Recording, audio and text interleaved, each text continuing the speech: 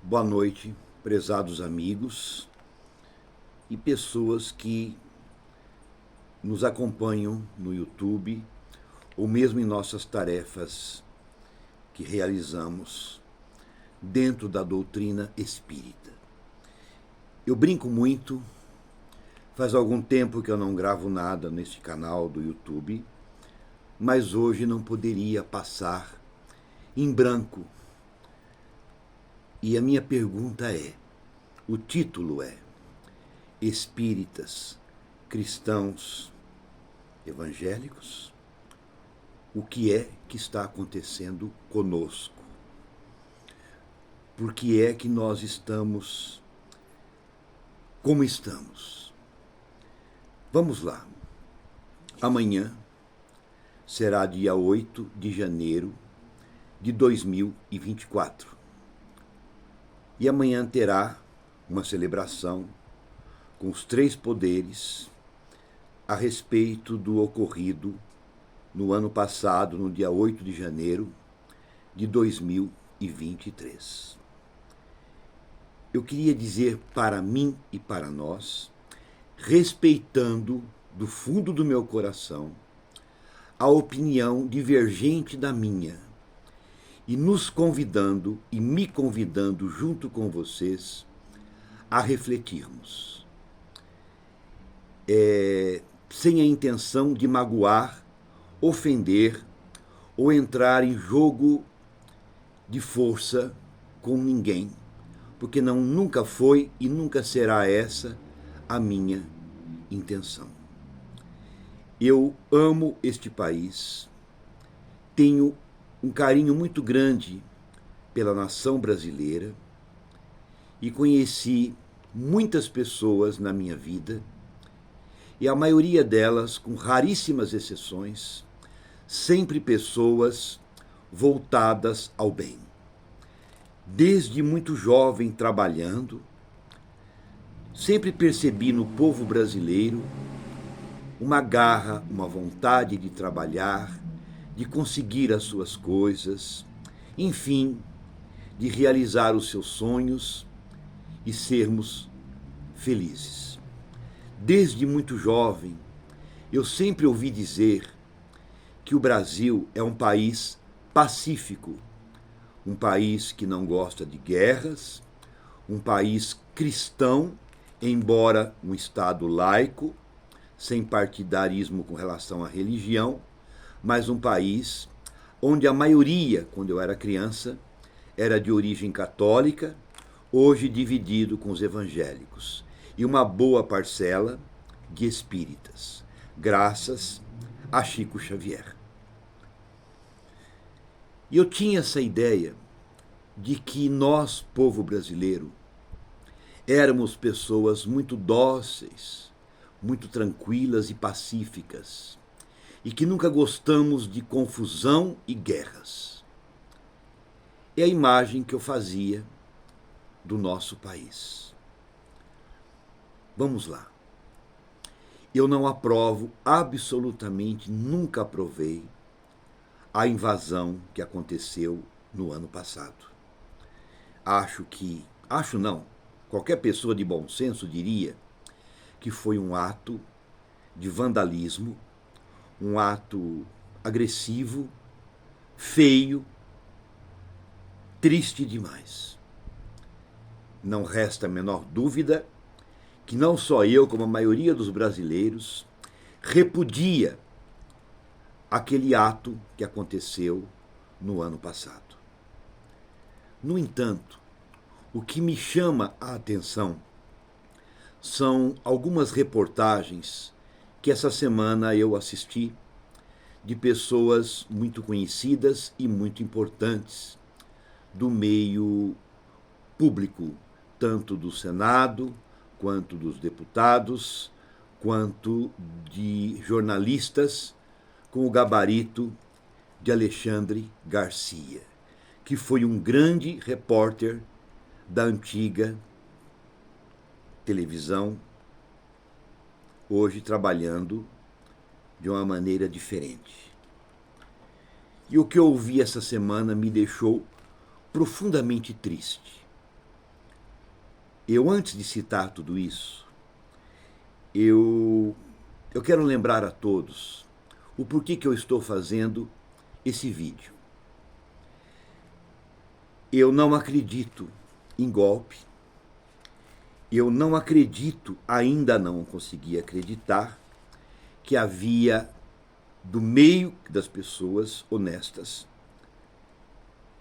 na sua maioria, vamos dizer 90%, com intenções maléficas, com crueldade no coração.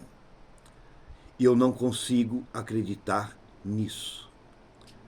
O que eu vi eram pessoas do bem, de todas as idades, de todas as religiões, e isso me deixou bastante feliz à época, imaginando que estavam protestando, contestando por uma eleição que eles não acreditavam, que eles não queriam uma recontagem dos votos e acesso a um determinado código.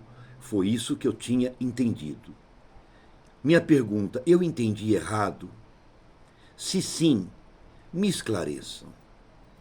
A segunda pergunta minha. A maioria dos espíritas tem um carinho, tem um respeito quando fala o nome de Chico Xavier. Alguns dizem que ele é a reencarnação de Allan Kardec. Eu particularmente acredito que sim. Mas independente de quem ele foi em outras vidas, nessa atual encarnação, este homem escreveu 500 livros, aproximadamente. Deu um exemplo de vida que nenhum de nós espíritas conseguiu chegar aos seus pés. Tanto na capacidade intelectiva, na mediunidade múltipla, quanto no coração expandido pelo amor de nosso Senhor Jesus Cristo. Pois bem, por que eu estou citando Chico Xavier? Eu recebi ainda agora à tarde mais um documentário de Chico Xavier e a política.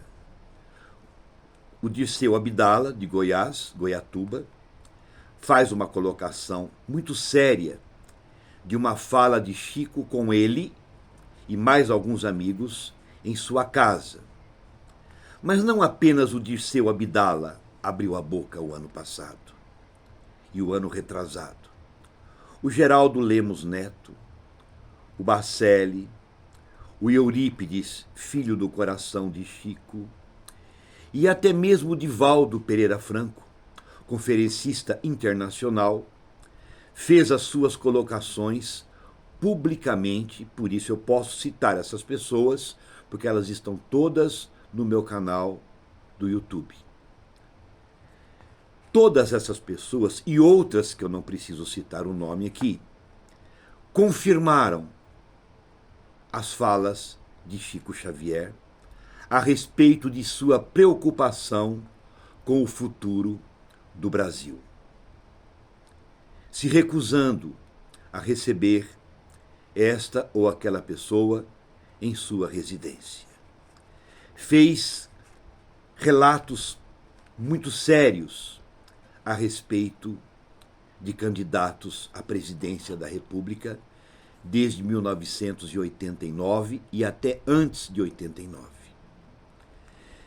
A minha pergunta para nós espíritas: Chico Xavier realmente representa para nós um homem com envergadura moral, com mandato mediúnico, determinado por nosso Senhor Jesus Cristo?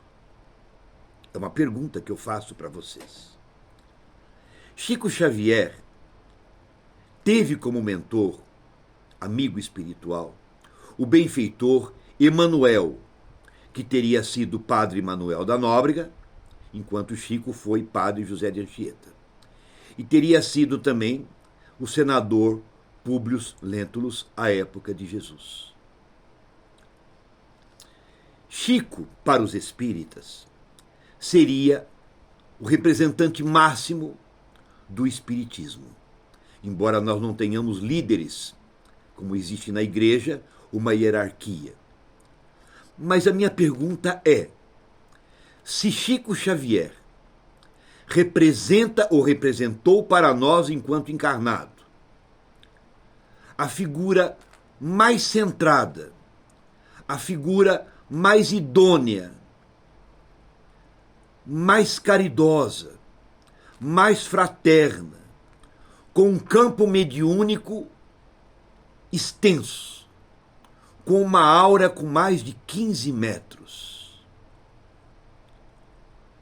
Teria Chico se enganado? E se ele não se enganou, e se vocês espíritas, tanto quanto eu, com todo o direito de escolha, vemos o Chico como, não como um santo, mas como um enviado de Jesus para complementar a terceira revelação de Allan Kardec aqui no Brasil, trazendo para o Brasil o coração do mundo e a pátria do Evangelho. Se vocês veem o Chico como esse ser especial, qual a razão que muitos dos espíritas não concordaram com as colocações de vários médiuns conhecidos e respeitados no Brasil, afirmando a mesma fala de Chico Xavier? E se vocês acreditam que o Chico realmente falou tudo isso que está gravado em vários canais, por que vocês, somente nesse caso, negaram a veracidade da fala de Chico Xavier? Eu perguntaria para nós espíritas, o que está acontecendo conosco? Eu tenho uma pergunta para fazer para os repórteres das diversas televisões abertas. Nós temos um preço? Porque o que eu vejo na internet não corresponde ao que eu vejo no canal aberto ou nos canais pagos a respeito das informações que nos chegam a respeito dos nossos governantes dos últimos 10, 20 anos. É difícil ou é fácil para vocês terem que concordar com o seu diretor da sua empresa em falar uma coisa que vocês não gostariam de falar, mas que não podem perder um salário muito grande, tem família para cuidar, etc. e tal. Dói na alma de vocês falar uma coisa que vocês lá no íntimo não concordam. Nós temos um preço. Quanto vale um homem na Terra?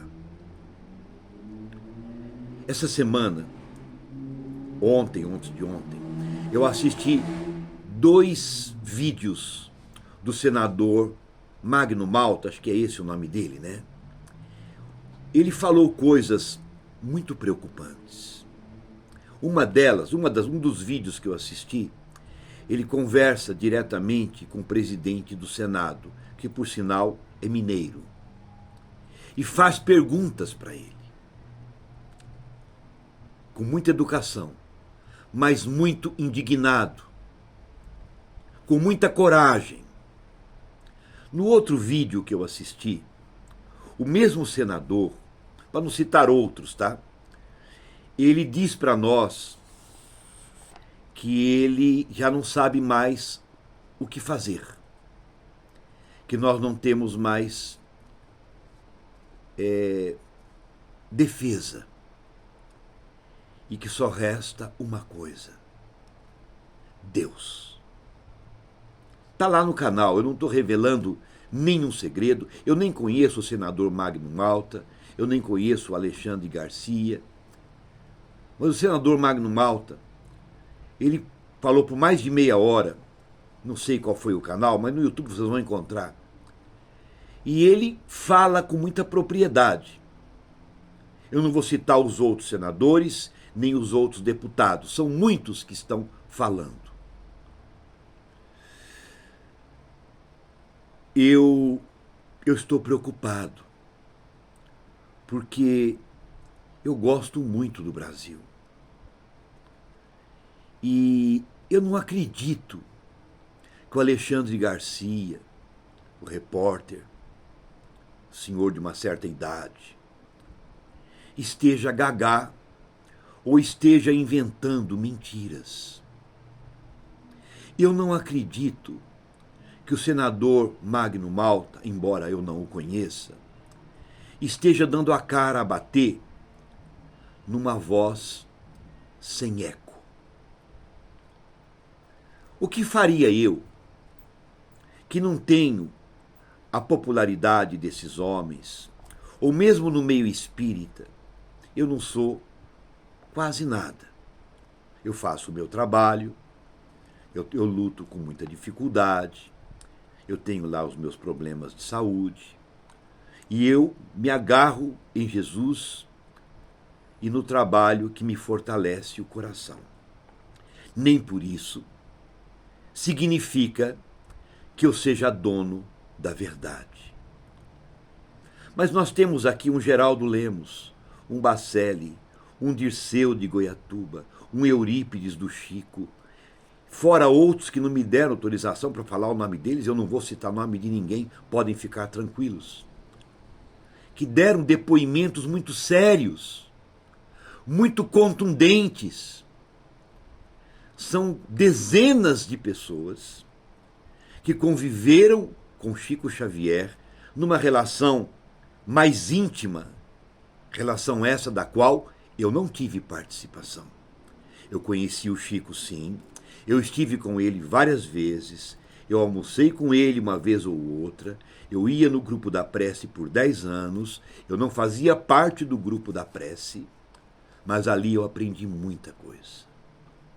Eu vi coisas que eu nunca imaginava que eu fosse aprender com Chico Xavier.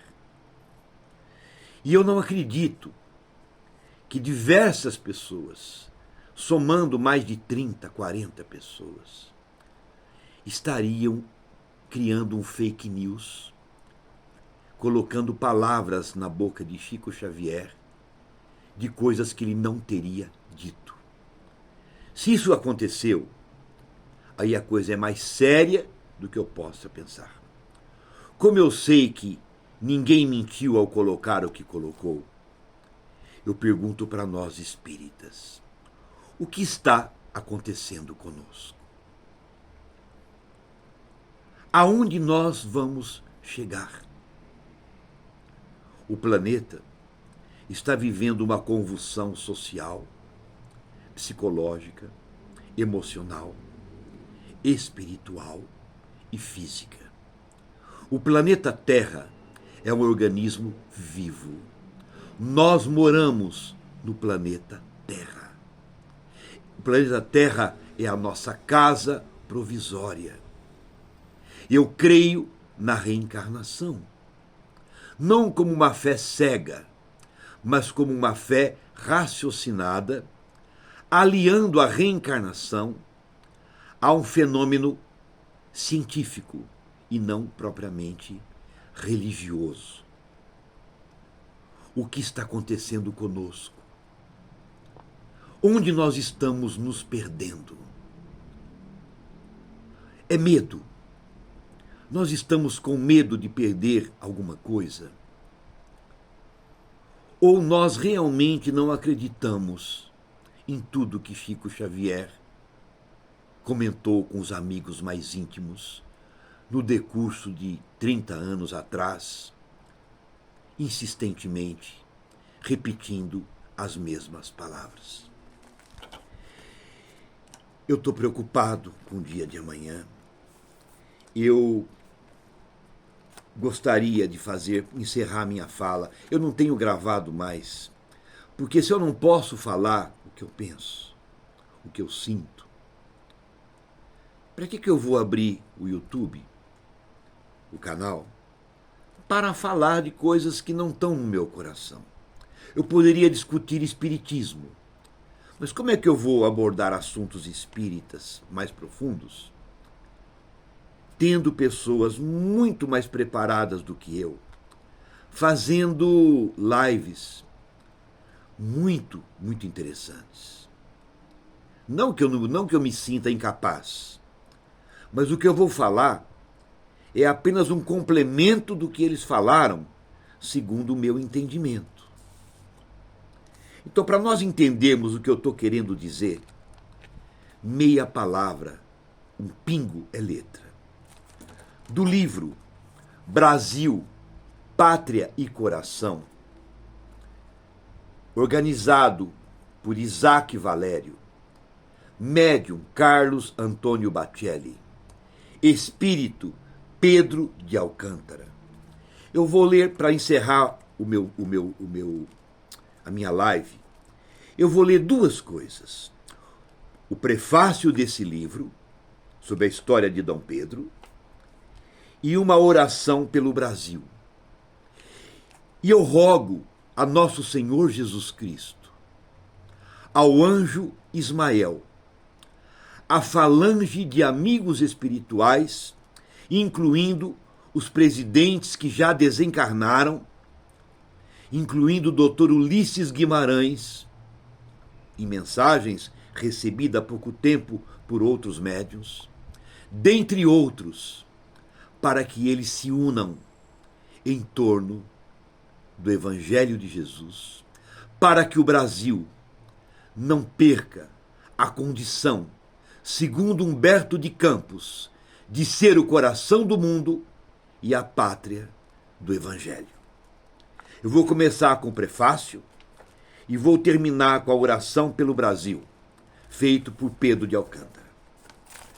Pedro de Alcântara nasceu a 2 de dezembro de 1825, mesmo ano em que Portugal reconheceu a independência do Brasil. Sua mãe desencarnou antes que ele completasse 2 anos de idade, e devido à complicada situação política pelo qual passava o país, aos 5 de idade se viu afastado do pai, Dom Pedro I, que, abdicando do trono, retornou a Portugal, tendo deixado o filho aqui no Brasil, na esperança de que fizesse um bom reinado. Assumiu o trono imperial aos 14 anos, tendo sua maioridade antecipada, de vez que os governos provisórios, abre parênteses, a regência, não conseguiram estabilizar os ânimos políticos. Desde a infância, recebeu primorosa educação, tendo incorporado hábitos disciplinados de leitura e estudo. Seus tutores se preocupavam bastante com sua instrução, a fim de formar nele um monarca dotado de virtudes morais como justiça, sabedoria, honestidade, tolerância e humanidade. Intento que foi logrado com êxito. Como vivíamos em uma monarquia do tipo parlamentar, os deputados acompanhavam sua educação, tomando conhecimento dos relatórios produzidos por seus tutores, nos quais chegou-se a ler que, abre aspas, nunca foi necessário chamá-lo para o estudo, talvez antes se julgasse algumas vezes prudente recomendar-lhe a abstenção de aplicação tão prolongada. Fecha aspas. Nesse campo, podemos destacar o estudo dos idiomas, pelo qual tinha maior inclinação, tendo traduzido, ao longo da vida, muitas obras à língua pátria. Falava inglês, francês, alemão, latim, espanhol e italiano, e ainda lia em grego, hebraico, árabe, sânscrito, provençal e tupi-guarani. Preocupava-se não só com sua educação particular, mas a considerava de importância nacional, tendo fundado várias instituições voltadas à instrução e à cultura. Podemos destacar sua participação na fundação do Instituto Nacional de Educação de Surdos, o INES, em 1856. Outra característica notável no imperador era a sua simplicidade, tanto no trato social quanto nas questões materiais. Fazia questão de atender a quantos vinham lhe procurar, recebendo a todos e anotando suas demandas, as quais passava a seus ministros.